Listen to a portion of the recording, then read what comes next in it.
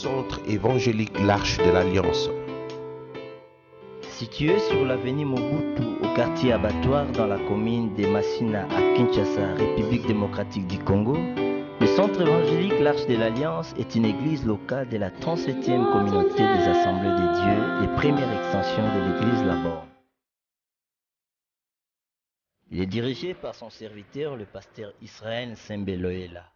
Ces cultes sont organisés le mercredi et vendredi de 17h à 19h, ainsi que les dimanches dans ces deux services de 8h à 11h et de 17h à 19h. Sa vision, c'est la mission qui a pour tâche l'évangélisation, l'implantation, la formation et le développement de tout homme et de tout l'homme. Si le Christ vous a franchi, vous serez réellement libre.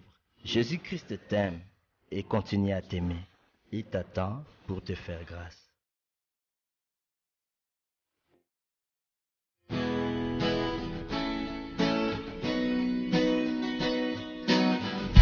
Je crois en Jésus,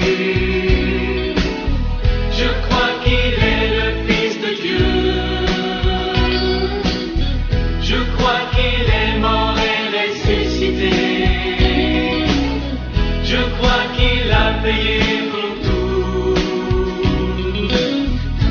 et je crois qu'il est ici,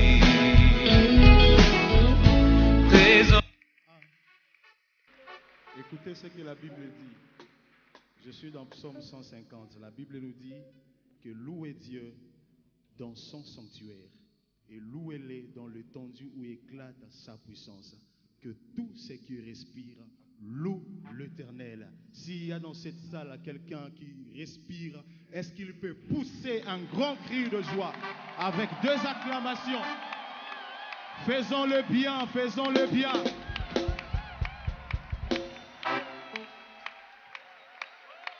Ah, personne ne nous a demandé d'arrêter. Continuons à acclamer ce Dieu en poussant de cris de joie.